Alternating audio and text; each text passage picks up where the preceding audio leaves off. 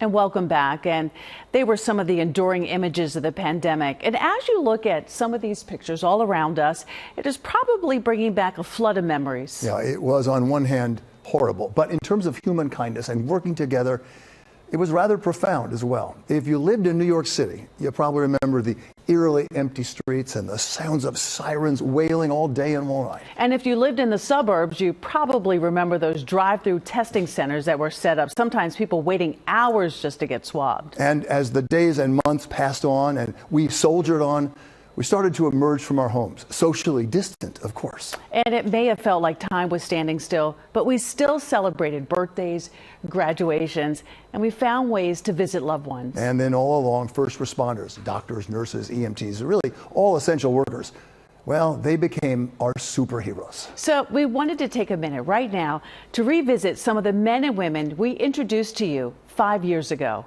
I was speechless. I struggled to process what I was seeing. And even to this day, it's a struggle to recall exactly to the finest detail what happened. It feels like a blur. We met Dr. Eric Blutninger 5 years ago as he treated a never-ending flow of patients into Mount Sinai. I'm seeing young patients, old patients, people of all age ranges who are just incredibly sick. 5 years later, he says the pandemic made us stronger.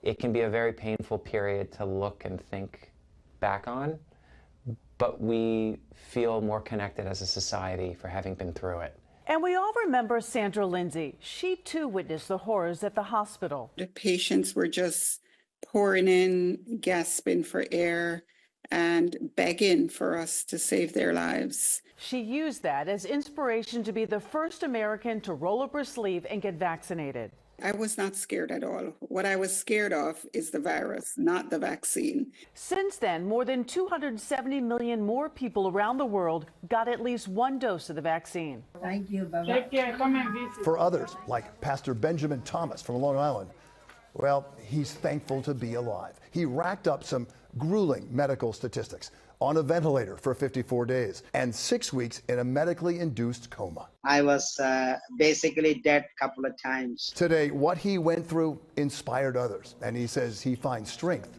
in his faith. God gave us hope, and that hope is everything will be okay. 5 years ago, we were all in it together. You remember this. I sat next to Bill as his hair wildly grew out because he refused to get a haircut if our viewers couldn't get a haircut. It was kind of a bonding, and you all responded. I go like this, and it gets wild. He finally did when the barber shops reopened.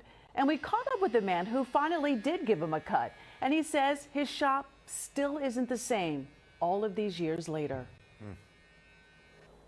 I'm sure it's a lot of memories. I'll remember it forever. You know, we certainly were all in it together, right? And when we talk about COVID's lasting impact on our lives and how we work, just ask anyone. What did you do in the pandemic? Like one of my besties, Chief Meteorologist Lee Goldberg. It was really this monumental pivot, right? I mean, with COVID spreading so rapidly, we here at Channel 7 had to figure out a way to limit the number of people in our studio. As a result, backyard weather was born. I spent months forecasting from the home, so like so many of you, transforming my house into a workplace from the office to the garden. As you know, backyard weather still lives on today, complete with Sade's backyard bouquet. Yes, we love that. And the viewers love that. It's fun. No question at all. One of the good things. Yeah, it is. It's a perfect example, in fact, of how the pandemic changed our lives forever. In this case, for the better. So we thank you for joining us for this Eyewitness News special presentation. And as we said earlier, COVID is still out there. People are still getting sick. People still getting hospitalized and still dying. We just simply cannot forget that, nor should we. As I said so many times back in 2020, and I say it to this day, we wish you health and peace. And let's take care of each other.